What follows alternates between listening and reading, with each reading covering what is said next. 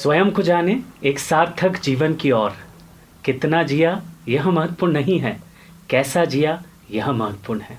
इस चैनल का, in conversation का एकमात्र उद्देश्य है सकारात्मकता। तो आइए सकारात्मक बने और सकारात्मकता को फैलाएं। आप सभी का आज के इस कॉन्वर्सेशन में हार्दिक स्वागत और अभिनंदन। आज जिस व्यक्तित्व से हम मिलने जा रहे हैं, चिकित्सा क्षेत्र में एक जानी मानी व्यक्तित्व, वेरी सीनियर न्यूरोलॉजिस्ट, जिन्होंने अपनी सेवाएं कई वर्षों तक एमजीएम कॉलेज को एज अ प्रोफेसर दी है। तो आइए आप सभी के साथ स्वागत करते हैं बड़े आदरपूर्वक अ वेरी सीनियर न्यूरोलॉजिस्ट, आदरणीय डॉक्टर अपूर्व पौराणिक सर का। सर, आपका बहुत बहुत धन्यवाद। नमस्कार, मुझे बहुत खुशी है और आपने ये अमूल्य समय हमें इस चर्चा हेतु दिया, उसके लिए बहुत बहुत धन्यवाद। सर, मेरा पहला प्रश्न आपसे, चूँकि आप न्यूरोलॉजी सेक्शन को बिलोंग करते हैं और काफ़ी सीनियर, आपकी काफ़ी स्टडी है, हम यहाँ स्वयं को जानने की बात कह रहे हैं, तो आपकी जो अनुभव हुआ है और आपने जितना पढ़ा है, ब्रेन या माइंड के ऐसा कौन सा एक एस्पेक्ट है, कौन सा ऐसा फैक्टर है जिससे आप बहुत प्रभावित हैं और आपको ये लगता है कि यदि इंसान उस फैक्टर पे काम करे तो अद्भुत कार्य कर सकता है वो? ऐसी कोई बात यदि आप हमें, और उसको कैसे करा जा सकता है, तो वो बताएं। बड़ा मस्तिष्क के तो ढेर सारे पहलू हैं जिनमें से प्रत्येक हमें अचंभित करता है, चमत्कृत करता है, हमें गूढ़ रहस्यों में जाने के लिए प्रेरित करता है। कौन सा पहलू नहीं है दिमाग का जो हमें उद्वेलित नहीं करता, हमें प्रेरित नहीं करता? और ये देखा जाए तो इसको हम one of the last frontiers, यानी एक गिने चुने सीमांत, खैर ऐसी बात नहीं, सीमांत तो भविष्य में और भी आएंगे, लेकिन न्यूरोविज्ञान, और न्यूरोविज्ञान में भी विशेषकर वो बात कि मनुष्य की स्वयं की पहचान, आत्म की पहचान, अहम का अस्तित्व, अहम यानी मैं, और उसका बाकी जगत के साथ क्या संबंध है, चेतना कैसे जागृत होती है, चेतना कैसे फलीभूत होती है हमारे ब्रेन के अंदर, ये one of the last frontiers of the science है और विज्ञान उसके काफ़ी नज़दीक पहुंच रहा है।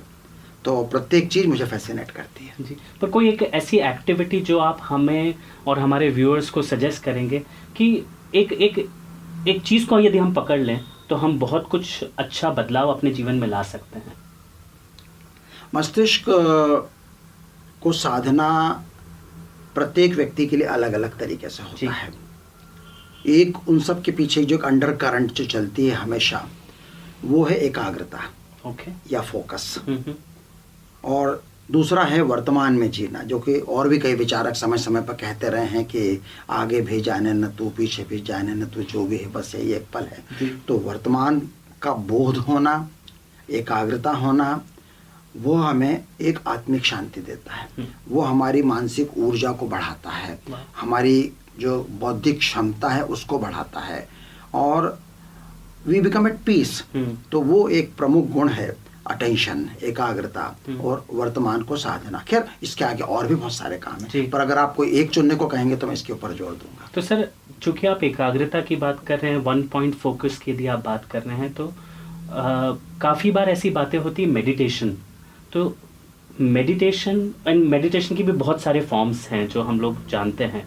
तो कितनी देर मेडिटेशन करना चाहिए और इस मेडिटेशन से क्या हम उस फोकस को प्राप्त कर सकते हैं? हाँ, निस्संदेह ध्यान, साधना, योग और इनके अनेक तमाम विधियां हैं जो हमें एकाग्रता पाने में मदद करती हैं, जो हमें अनुभूति कराती हैं कि ये जो हमारा शरीर है, अंततः मस्तिष्क या ब्रेन और उसके अंदर अवस्थित मन भी शरीर का ही भाग है, काया का ही भाग है, उसकी कोई अलग से सत्ता नहीं है मन की या आत्मा की, जो कुछ है ये शरीर है। तो उसका एहसास अगर हम किसी मेडिटेशन की पद्धति से करते हैं तो उससे हमें सकारात्मकता प्राप्त होती है। उसकी अनेक विधियां हैं। उसके न्यूरोविज्ञान के ऊपर पिछले 2 दशकों में बहुत शोध हुई है। उसके लिए मस्तिष्क के ऊपर EEG के तार लगा के जो विद्युत तरंगें आती हैं उनके ऊपर अध्ययन किया गया है। विभिन्न प्रकार की साधना पद्धतियों में लीन और उसमें महारत हासिल कर चुके व्यक्तियों को एमआरआई मशीन के अंदर लेटाकर कहा गया कि अभी आप कुछ मत करो, शांत रहो, जैसे रहते रहो, और अब आप अपनी पद्धति से ध्यान सोचना चालू करो। वो करते समय उनके मस्तिष्क के कार्यकलापों में, फिजियोलॉजी में जो परिवर्तन आते हैं उनका अध्ययन किया गया है, और उन सब से अब ये प्रमाणित हुआ है कि हाँ, ये विधियाँ सच में काम करती हैं। तो कितनी देर करा जा सकता है, या एज अ बिगनर आप क्या सजेस्ट करेंगे कि कितने समय से ये शुरुआत करनी चाहिए? मैं उसके लिए सही व्यक्ति नहीं हूँ, क्योंकि मैं स्वयं तो नहीं करता हूँ, मैं बातें ज़रूर करता हूँ, लेकिन मैं कभी भी अच्छा अभ्यासी या प्रैक्टिशनर इसका नहीं रहा। अपने दैनिक जीवन में कुछ क्षण के लिए आंख बंद करके कोई 1-2 मंत्र बोल के और अपने आप को वर्तमान में डुबोकर, बस उतना सा मेरा वो है। अब कितने मिनट करना चाहिए, कितने घंटे करना चाहिए, जो लोग इस क्षेत्र में आगे गए हैं उनका ये कहना है कि यह विद्या या यह कौशल समय तो मांगता है जी। कुछ लोग उस अवस्था तक जल्दी पहुंच जाते हैं, कुछ लोग हैं जिनको ज़्यादा समय लगता है। चूँकि मैं इसमें बहुत अधिक समय नहीं देता हूं, इसलिए मैं रिकमेंड नहीं कर सकता कि कितना समय करना चाहिए, और निस्संदेह ये हर व्यक्ति के लिए अलग अलग होगा। सर, हम बात कर रहे हैं स्वयं को जाने और एक सार्थक जीवन की ओर। हम इस जीवन में आए हैं खाना खाना, पैसे कमाना, अपने दैनिक दिनचर्या के कार्य करना, ये जीवन जीने के लिए बहुत ज़रूरी है। पर यह जीवन के लिए क्या ज़रूरी है? ये मात्र एक संयोग है या यह किसी स्वर्णिम अवसर की ओर हमें ले जा रहा है? आपका क्या विचार है इसका? ये निस्संदेह एक स्वर्णिम अवसर है जो किसी सुपर पावर ने हमें नहीं दिया है। तो उस रूप में यह संयोग भी है और स्वर्णिम अवसर भी है। हम लोग स्टार डस्ट का एक पुंज हैं। तो दुनिया में सौर मंडल बनते हैं, बिगड़ते हैं, निहारिकाएँ आती हैं, चली जाती हैं, और उसी में से एक हमारा सौर मंडल है, उसी में से एक हमारा ग्रह धरती है, और उसकी मिट्टी, उसकी धूल, उसके अणु परमाणुओं का हम एक पुतला हैं। और ये एकमात्र जीवन है जो हमें मिला है। ना इसके पहले का हमें पता, ना इसके बाद का हमें पता। पुनर्जन्म में उस रूप में तो विश्वास नहीं करता कि मेरी आत्मा निकल के किसी और काया में चली जाएगी या किसी और योनि या प्राणी में चली जाएगी, पर पुनर्जन्म में इस रूप में विश्वास करता हूँ कि हमारा जीवन जो है या हमारा अस्तित्व जो है वो लीनियर नहीं है। कि यहाँ शुरू यहाँ ख़त्म, ऐसा कुछ नहीं है। तो प्रकृति में तो साइकिल है, चक्र है, प्रोग्रेसिव। प्रोग्रेसिव क्या कहें, प्रोग्रेशन तो है उसमें, लेकिन जैसे हमारे यहाँ त्रिदेव माने गए हैं, तो ब्रह्मा अगर सृष्टि करते हैं और विष्णु उसका संधारण करते हैं और शिव उसका रचनात्मक संहार करते हैं। मैं उसको डिस्ट्रक्शन नहीं बोलता हूँ, शिव के काम को, वो संहार है नई चीज़ को बनाने के लिए। तो ये तो सतत प्रक्रिया है जो चलती रहती है ब्रह्मांड के स्तर पर और एक प्राणी के स्तर पर भी। तो किन्हीं हमारे जाने के बाद जो हमारे शरीर की मिट्टी है, जो अणु परमाणु हैं, वो किन्हीं जीवों में तो जरूर जाएंगे।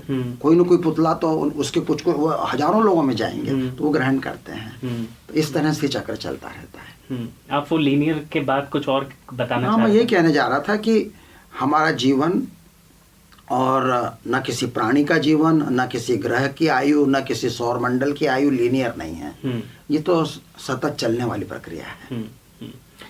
सर, आज से 35 साल पहले या 40 साल पहले की यदि मैं बात करूं, ऐसा क्या थॉट आया आपके मन में और आपने न्यूरोलॉजी डिपार्टमेंट को अपना करियर बनाना चुना? What was that? नहीं पता नहीं, ये तो शायद अंदर से कुछ रहता है। मैं जब MBBS प्रथम वर्ष में था और हम लोग एनाटॉमी पढ़ते हैं, शरीर रचना विज्ञान पढ़ते हैं, उस समय से मुझे मस्तिष्क की एनाटॉमी बहुत पसंद थी। फिर उसके बाद जब मैं MBBS फाइनल तक आया और फिर मैंने MD मेडिसिन किया, तब तक तो बड़ा पक्का हो चुका था कि मैं इसी विषय में जाऊंगा। क्यों गया मैं नहीं जानता। ऐसा कह सकते हैं कि मैंने न्यूरोलॉजी को चुना या न्यूरोलॉजी ने मुझे चुना, मैं नहीं जानता क्या सत्य है उसके अंदर। और कुछ लोग कहते हैं कि आपका ब्रेन, आपका थिंकिंग, आपका सोच, आपकी पर्सनालिटी, आपका व्यक्तित्व जिस तरह से चलता है, शायद आप उसके अनुरूप कुछ न कुछ अपने जीवन में पा लेते हैं या वो आपको पा लेता है। तो हो सकता है न्यूरोलॉजी एक ऐसा विषय है अन्य विषयों की तुलना में जो तुलनात्मक रूप से लॉजिकल ज़्यादा है, तर्कवादी है, और अरिथमेटिक जैसा है, थोड़ा गणित जैसा है, वैज्ञानिक है, सबूतों पर काम करता है, और शायद मेरी पर्सनालिटी, मेरा व्यक्तित्व उसके साथ मेल खाता होगा, इसलिए न्यूरोलॉजी मेरे हिस्से में आया। अब आप चूँकि रिटायरमेंट के तरफ हैं और उसी जीवन को आप आगे कंटिन्यू कर रहे हैं, तो आप अपने आप को फिट कैसे रखते हैं? फिट रखने की आदत मेरा खुशकिस्मती है कि शुरू से मन में रही, मेरी तासीर में, मेरी प्रवृत्ति में रही, और इसमें बहुत बड़ा सहयोग मेरी पत्नी डॉक्टर नीरजा का भी है। वो स्वयं भी बहुत ज़्यादा कॉन्शियस है, बल्कि मेरे से ज़्यादा कॉन्शियस है क्या खाना क्या नहीं खाना, अपने आप को नियंत्रण कैसे रखना। तो मुख्य चीज़ है भोजन पर नियंत्रण। तो अच्छा पौष्टिक भोजन लें, स्वस्थ भोजन लें, और थोड़ी बहुत फिजिकल एक्टिविटी करें। हमने बहुत ज़्यादा फिजिकल एक्टिविटी तो नहीं करी कि मैराथन दौड़ रहे हैं, 10 किलोमीटर दौड़ लेता हूँ मैं साल में एक बार, लेकिन उससे ज़्यादा नहीं करते। जो कि हमारी रोज़ की नियमित व्यायाम है वो भी करीब पौन घंटे का नियमित व्यायाम हो जाता है। और एक नींद अच्छी होना चाहिए। तो नींद तो कई बार आपके हाथ में नहीं रहती। मेरी नींद ठीक ठाक है, मेरी पत्नी की नींद उतनी अच्छी नहीं है जितनी मेरी है, पर कोशिश करते हैं कि हमारी नींद अच्छी हो जाए। ये चीज़ें स्वास्थ्य के लिए बहुत जरूरी है। सर, आपने जब स्लीप की बात करी तो एक व्यक्ति को कितना स्लीप लेना चाहिए और इस स्लीप से हमारे ब्रेन पे क्या असर होता है? या हम एक्सरसाइज की बात करें तो यदि हम रेगुलर एक्सरसाइज करते हैं एक लिमिटेड ड्यूरेशन के लिए, तो उससे भी हमारे ब्रेन पर क्या असर होता है, इसके बारे में थोड़ा सा बताएं। ये दोनों चीज़ें हमारे जीवन के अच्छे स्वास्थ्य के लिए अत्यंत महत्वपूर्ण है। नींद की रिक्वायरमेंट 7 से 8 घंटे रहती, कुछ लोग 6 घंटे पे भी काम कर लेते हैं। जो उससे कम पे भी काम कर लेते हैं, मैं उसे बहुत ज़्यादा तारीफ की दृष्टि से तो नहीं देखूंगा। अभी अलग बात है कि नरेंद्र मोदी केवल 4 घंटे सोते हों, हो सकता है वो अच्छा काम कर रहे हैं, लेकिन मैं अगर उनका डॉक्टर होता तो मैं असहज महसूस करता। तो कम से कम 6-7 घंटे 8 घंटे की नींद होना चाहिए। और अब पिछले 10 वर्षों की शोध में यह काफ़ी अच्छे से पाया गया है कि दिन भर जब हम काम करते रहते हैं, हमारा मस्तिष्क सक्रिय रहता है, तो उसमें नाना प्रकार के टॉक्सिन्स और केमिकल्स, मेटाबोलाइट्स पैदा होते हैं, जो कि वेस्ट प्रोडक्ट होते हैं, जिन्हें निकलना है, और वो एक्यूमुलेट होते रहते हैं। नींद के उन घंटों में सफाई का काम चलता है। तो जैसे बाकी शरीर में लिम्फेटिक्स नाम की नलिकाएं होती हैं, तो एक तो धमनियाँ होती हैं, शिराएं होती हैं, और तीसरे प्रकार के नलियों को लिम्फेटिक्स बोलते हैं। तो ब्रेन में भी कुछ खास तरह का लिम्फेटिक सिस्टम होता है जो बाकी बॉडी से अलग होता है, और CSF के माध्यम से अनेक प्रकार के टॉक्सिक केमिकल्स नींद की अवधि में निकलते हैं, और वो मस्तिष्क के स्वास्थ्य के लिए उनका निकलना बहुत ज़रूरी है। और ऑफ कोर्स वो तो हम जानते ही हैं कि नींद के दौरान हम हमारी स्मृतियों को, हमारी जानकारियों को, जिसे बोलते हैं ना हार्ड डिस्क मैनेजमेंट, कि कौन सी फाइल किधर शिफ्ट करना है, कौन सी फाइल डिलीट करना है, ये सारा काम नींद नहीं चलता है हमारा मेमोरी का। और इसी से जुड़ा हुआ है एक्सरसाइज या व्यायाम। तो फिजिकल एक्टिविटी हमारे स्वास्थ्य के लिए बेहद ज़रूरी है, और उसके जो फ़ायदे बाकी लोग गिनाते हैं कि आपको हार्ट अटैक नहीं होगा, आपका BP कंट्रोल में रहेगा, आपकी शुगर कंट्रोल में रहेगी, वो सब तो बहुत महत्वपूर्ण है। लेकिन हैप्पीनेस के लिए, आनंद के लिए एक्सरसाइज जरूरी है। तो जब हम खूब अच्छी एक्सरसाइज करते हैं और जब तक थोड़ा पसीना नहीं बहा लेते, हमारे शरीर में एंडोर्फिन नहीं निकलते। तो एंडोर्फिन कुछ खास तरह के केमिकल्स हैं जो मस्तिष्क के अंदर, ब्रेन के अंदर निकलते हैं, जो हमें अंदर से सहज, स्वाभाविक, प्राकृतिक आनंद की अनुभूति कराते हैं, और वो लंबे समय तक चलते हैं एंडोर्फिन्स। इसी से, एक्सरसाइज से ही जुड़ा हुआ कुछ शोध में और उल्लेख करना चाहूँगा कि कुछ न्यूरोलॉजिकल डीजेनरेटिव बीमारियां होती हैं। तो डीजेनरेटिव का मतलब होता है क्षयकारी, अपक्षयकारी। उसमें प्रमुख उदाहरण है पार्किंसोनिज्म, एक और उदाहरण है एल्जाइमर्स रोग या डिमेंशिया, बुद्धि का क्षय होने लगता है। तो ये सब बीमारियां डीजेनरेटिव कहलाती हैं। इनमें धीमी गति से मस्तिष्क के विभिन्न हिस्सों की कुछ खास कोशिकाएं तेज गति से मरने लगती हैं। तेज गति मतलब कुछ सालों में जाके, और इनको डीजेनरेशन बोलते हैं, क्षय बोलते हैं। इन बीमारियों के क्षय को रोकने का या उनके बिगड़ने की गति पर ब्रेक लगाने की भी दवा आज तक नहीं निकली है, तमाम शोध के बावजूद सफल नहीं हुए हैं ट्रायल्स। लेकिन ये सिद्ध हुआ है कि एक्सरसाइज करने से ब्रेक लगता है। वाह। तो जब तक कोई और अच्छी औषधि ना निकले तब तक, या उसके साथ साथ भी, उसके बाद भी व्यायाम का महत्व तो सदैव रहेगा। सर, एंडोर्फिन्स का भी आपने बात करी, और मैंने कहीं पढ़ा था डोपामीन के बारे में। मैंने ये भी देखा था कि जब आप कोई अच्छा काम करते हैं, या आप जैसे स्मोक कर रहे हैं, या आप मोबाइल देख रहे हैं, तो आपके ब्रेन में डोपामीन रिलीज होता है।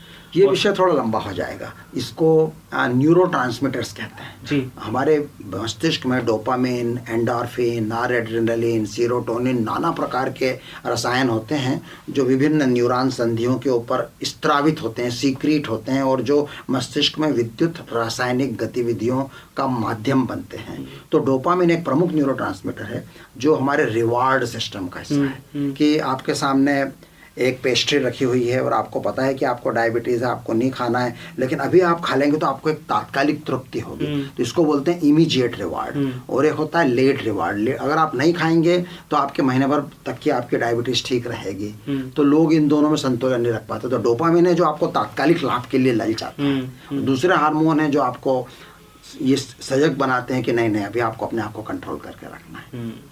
तो और इसके अलावा आई थिंक न्यूरो ज्ञान करके आप एक अपना यूट्यूब चैनल भी स्टार्ट कर रहे हैं, और हमारे व्यूअर्स के लिए भी मैं बताना चाहूँगा कि आपको न्यूरो ज्ञान के जो चैनल है उसकी डिटेल्स हमारे डिस्क्रिप्शन बॉक्स में आपको मिल जाएंगी, जहाँ पे आप सर के चैनल को जाके सब्सक्राइब कर सकते हैं और वहाँ सर के और भी वीडियोस से लाभान्वित हो सकते हैं। तो सर इसके बारे में थोड़ा सा बताइए। ये चैनल अभी शुरू शैशव अवस्था में है। मैं उम्मीद करता हूँ आने वाले कुछ सप्ताहों में इसमें बहुत सारे एपिसोड जुड़ेंगे। अभी थोड़ा बेतरतीब है।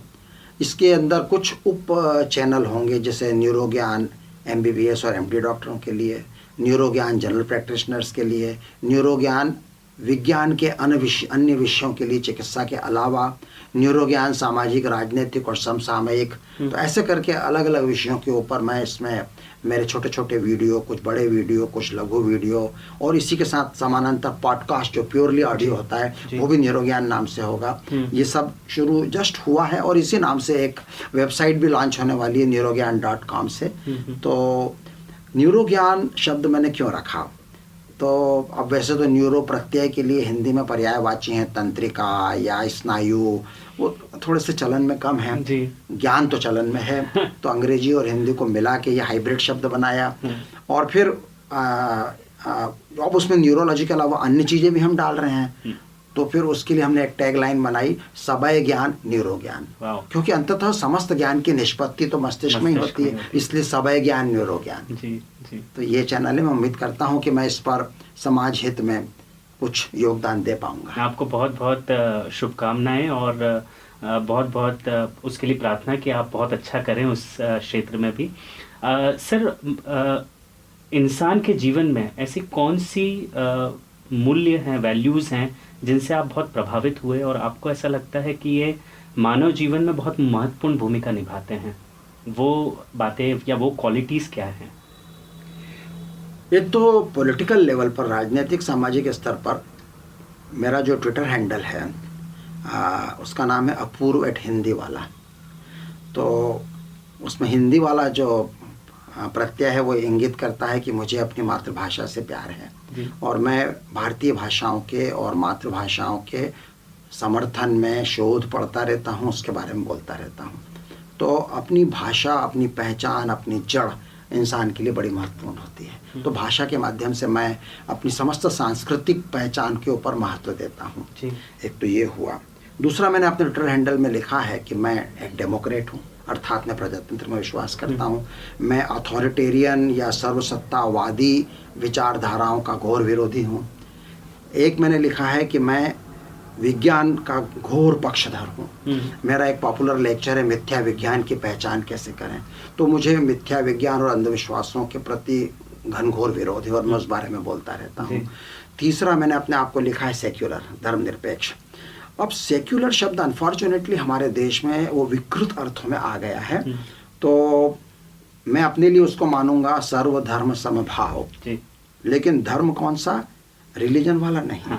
हमारा जो शास्त्रों में या हमारी भारतीय सनातन संस्कृति में जिसको हम कर्तव्य के रूप में बोलते हैं, धर्म अर्थात कर्तव्य, उस धर्म की बात करता हूँ। और आपका रिलीजन कुछ भी हो, हम आपके लिए समभाव रखते हैं। तो प्रजातंत्र हो गया, सेक्युलरिज्म हो गया, साइंस हो गया, और फिर जैसे जैन धर्म की कुछ चीज़ें जो मुझे पसंद आती हैं, जैन और बौद्ध धर्म की।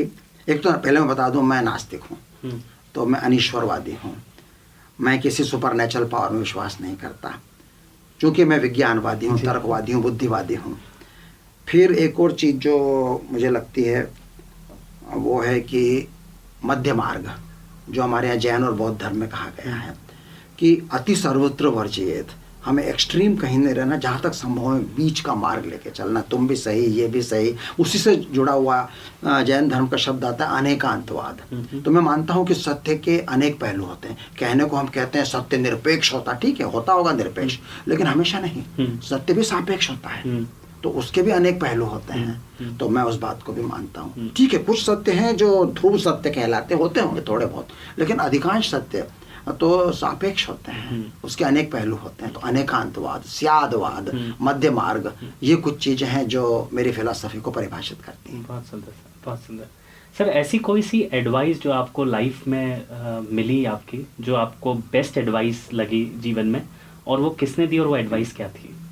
इस तरह के प्रश्नों का उत्तर मैं ठीक से नहीं दे पाता हूँ, क्योंकि एडवाइस तो बहुत सारी मिली होंगी, मगर मेरे लिए चुनना मुश्किल होता है। और जो आपको तुरंत याद आ रही हो? अब जैसे ये जो मैंने अभी हाल बातें करी, ये सीख मुझे मेरी माँ से मिली है, और मेरी पत्नी और हम दोनों इसमें हैं। और अब तो हम ऐसी नई पीढ़ी के लोग हैं जो अपने बच्चों से सीखते हैं, हमें गर्व है। तो मेरा बेटा और मेरी बेटी मुझे बहुत कुछ बोलते रहते हैं। वो मेरे प्रथम आलोचक होते हैं कि पापा आपने ये गलत किया, आपने ये करा, तो वो मुझे ठीक करते रहते हैं समय समय पे। तो इंसान को सबसे सीखना चाहिए, एक मन में विनम्रता होनी चाहिए, ह्यूमिलिटी होना चाहिए, ये बड़ी महत्वपूर्ण चीज़ है। तो सलाह और सीख तो समय समय पर बहुत सारी मिलती हैं। और मेरे पिताजी कहा करते थे कि you should be true to yourself, अपने आप के प्रति सत्य रहो, कुछ खोल ओढ़ने की ज़रूरत नहीं है, दिखावे की ज़रूरत नहीं है। ऐसी बहुत तरह की सीखें मिली हैं समय समय पर। 2020 यदि हम इस साल की बात करें, जहाँ हमने बहुत सारी कोरोना शुरू हुआ और हमने बहुत सारी लर्निंग करी, आपकी सबसे बेस्ट लर्निंग इस काल की क्या थी, मतलब इस समय की क्या थी? मनुष्य किसी भी प्रकार की विपदा का सामना करने में सक्षम है, इस बात में मेरा विश्वास बढ़ा। लेकिन उससे उलट मनुष्य अनेक विपदाओं या महामारियों या विपत्तियों के बावजूद कई बार, इस बार भी, जो सीखना चाहिए नहीं सीखता है। तो बहुत से लोगों ने नहीं सीखा, अभी भी नहीं सीख रहे हैं। मनुष्य अगली महामारी के लिए उसे जो तैयारी करना चाहिए, और अंतर्राष्ट्रीय स्तर पर, राष्ट्रीय स्तर पर, स्थानीय स्तर पर जो चीज़ें आना चाहिए, वो जितने अच्छे से आना चाहिए इन 2 सालों में नहीं आई हैं। इसको देखकर चिंता भी होती है और दुख भी होता है। ये 2 प्रमुख निष्कर्ष। एक तो ये कि हम लोग रेजिलिएंट हैं, ह्यूमैनिटी इज़ रेजिलिएंट इनफ था, उसमें इतनी नमनीयता या लचीलापन है और इतनी जिजीविषा है कि वो इस तरह की महामारी को झेल गई। ऑफ कोर्स नुकसान बहुत हुआ, बहुत जीवन प्रभावित हुए, जाने गई, लोगों की जिंदगियां बर्बाद हुई, बहुत कुछ हुआ। लेकिन ठीक है, मानवता तो फिर स्प्रिंग बैक करती है, कोई बड़ी बात नहीं है। लेकिन जितनी जल्दी और जो पाठ हमको सीख लेना चाहिए थे, अभी उसमें देर लग रही, मुझे ऐसा लगता है। सर, आपकी हिंदी इतनी शुद्ध और इतनी अच्छी कैसे है? मैंने कहा शुरू में कि मुझे मातृभाषा से, हिंदी से शुरू से लगाव है, और इसका श्रेय भी मैं अपने माता पिता को दूंगा कि अब ये किस्मत की बात है कि मैं हिंदी माध्यम के सरकारी स्कूलों में पढ़ा, मुझे गर्व है उसके ऊपर। और ये मेरे लिए दुख की बात है कि अब हम अपनी नई पीढ़ियों को, अपने बच्चों को हिंदी माध्यम के स्कूलों में नहीं पढ़ा पा रहे हैं। तो उस बहाने मेरी हिंदी अच्छी रही। मेरी माँ हिंदी में और संस्कृत में एमए हैं, और उन्होंने ये सब शादी के काफ़ी सालों बाद किया है। उस समय मैंने होश संभाल लिया था, और मैंने माँ की हिंदी की एमए की किताबें उस समय से पढ़ना चालू की थी, और वो भाषा विज्ञान में निष्णात हैं। तो उस तरफ से मुझे हिंदी में शौक आता गया। सर, आप चूँकि बुक्स भी काफ़ी पढ़ते हैं, तो ऐसी कोई बुक जो आप हमारे व्यूअर्स को बताना चाहेंगे कि जो आपको लगता है कि ये पढ़ना ही चाहिए, और वो क्यों? मैं एक लेखक का नाम लूँगा जो मेरे प्रणेता यानी मेरी प्रेरणा रहे हैं। उनका नाम है डॉक्टर ऑलिवर सैक्स। उनका निधन हुआ करीब 5 वर्ष पहले। अमेरिका में, न्यूयॉर्क में न्यूरोलॉजिस्ट थे, और डॉक्टर ऑलिवर सैक्स का नाम प्रसिद्ध है पोएट लॉरिएट ऑफ न्यूरोलॉजी। तो जैसे हम राष्ट्र कवि बोलते हैं, वो कवि तो नहीं थे, वो लेखक थे, गद्य लिखते थे। और उन्होंने क्लिनिकल टेल्स नाम की विधा को एक बहुत ऊंचाई दी, प्रसिद्धि दी, प्रतिष्ठा दी। क्लिनिकल टेल्स का मतलब होता है मरीज कथाएं, और एक न्यूरोलॉजिस्ट के रूप में उन्होंने उनके जीवन में आने वाले न्यूरोलॉजिकल बीमारियों से पीड़ित मरीजों में से चुन चुनकर कुछ पात्रों को के ऊपर अच्छी लंबे लेख और कहानीनुमा लेख लिखे। तो उसमें कहानी चलती थी और कहानी के साथ साथ उस बीमारी के बारे में भी जानकारी वो आम पाठकों को देते थे, और उस बीमारी के कारण उस बंदे के जीवन पर क्या असर पड़ता था, उसकी पहचान कैसे परिवर्तित हो जाती थी, और वो कैसे उसके साथ संघर्ष करता था, कभी जीतता था कभी हारता था। वो पूरी चीज़ पूरी मानवीय संवेदना के साथ वो अपनी कहानियों में डालते थे। तो पिछले 30 सालों से मैं उनका मुरीद रहा, मैंने उनकी सारी किताबें पढ़ी, और सन 2006 में मुझे और मेरी पत्नी को मौका मिला, उन्होंने हमको 1 घंटे का समय इंटरव्यू के लिए दिया न्यूयॉर्क में। वो इंटरव्यू 2 घंटे तक चला, उसको मैंने एक लेख के रूप में लिखा, उसके कुछ वीडियो भी हैं नीरजा ने जो लिए थे।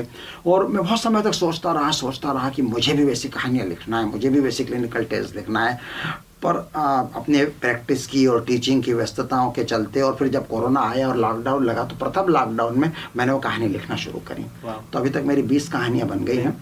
तो डॉक्टर ओलिवर सैक्स की कहानियाँ बहुत गूढ़ हैं, बहुत गंभीर हैं, उनमें गहन अध्ययन झलकता है। मुझे लगा कि हमारे हिंदी पाठकों के लिए मैं उतना कठिन ना तो मैं लिख पाऊंगा, मेरे अंदर क्षमता है, और शायद हमारा पाठक वर्ग उसके लिए उतना तैयार नहीं है। तो मेरी कहानियाँ छोटी हैं, आसान हैं, और मैं अब प्लानिंग कर रहा हूँ उनको एक कहानी संग्रह के रूप में प्रकाशित करने की। मेरा अंतिम क्वेश्चन इसी से आपका रहेगा कि आपने जो इतनी कहानियाँ लिखी है, कोई सी एक प्रेरणादायक कहानी जो आपको लगता है कि आप जो अभी बता सकते हैं? कहानी तो खैर लंबी हो जाएगी, पर मैं उसका शीर्षक और उसका सार 2-4 लाइनों में बोलने की कोशिश करूँगा। इस कहानी का शीर्षक है अंदर कोई है क्या। वाह, ब्यूटीफुल। अंदर कोई है क्या। ये कहानी एक शीला देवी के बारे में है, जिनका 60वां जन्मदिन बड़े धूमधाम से मनाया जा रहा है, और उनका एक बेटा बहू अमेरिका में रहते हैं। वो उनके बेटे को लेके 10 साल के बेटे को लेके उस जन्मदिन के फंक्शन के लिए भारत आए हुए हैं, और जो पोता है 10 साल का अनुपम, वो बड़ी देर से दादी को देख रहा है कि दादी बैठी हैं कुर्सी पे, टुकुर टुकुर देख रही हैं, पलक झपका रही हैं, कुछ बोलती नहीं है, कुछ रिएक्ट नहीं करती हैं। दरअसल में दादी पिछले 5 साल से जड़ अवस्था में, उसको बोलते हैं वेजिटेटिव स्टेट, यानी व्यक्ति जीवन तो बच गया हेड इंजरी के बाद उनका, या किसी और बीमारी के बाद, और थोड़ा होश भी आ गया लेकिन चेतना नहीं आई, जिसको अंग्रेजी में वेजिटेटिव स्टेट बोलते हैं, हिंदी में जड़ अवस्था बोलते हैं। इंदौर जैसे शहर में आज की तारीख में 200-400 व्यक्ति ऐसे होंगे जो घरों में हैं लोगों के, और लोग बड़ी दुविधा में रहते हैं कि अब ये जिंदा भी हैं कि नहीं, हमने क्या बोला है। तो उस दुविधा को मैंने उस कहानी में बताने की कोशिश की है, अंदर कोई है कि नहीं। बहुत सुंदर, बहुत सुंदर। Thank you so much sir, आपसे इतना छोटे से डिस्कशन में इतना कुछ सीखने को मिला, जानने को मिला, उसके लिए बहुत बहुत धन्यवाद आपका। मेरे लिए बहुत खुशी का मौका है, इस बहाने मैं शायद दर्शकों तक पहुंच पाऊं और बातें और लोगों तक पहुंचे। बहुत बहुत धन्यवाद। Thank you. आज के इस कॉन्वर्सेशन से हमने बहुत कुछ सीखा, बहुत कुछ जाना। आइए चिंतन करें, मनन करें, किन बातों को अपने जीवन में आत्मसात करें। आफ्टर ऑल, कितना जिया यह महत्वपूर्ण नहीं है, कैसा जिया यह महत्वपूर्ण है। स्वयं को जाने, एक सार्थक जीवन की ओर। इस विषय पर आप क्या सोचते हैं, इस कॉन्वर्सेशन के बारे में आप क्या सोचते हैं, हमसे ज़रूर शेयर करें, और हम जल्दी मिलते हैं अगली पर्सनालिटी से। तब तक हम सभी अपना ख्याल रखें।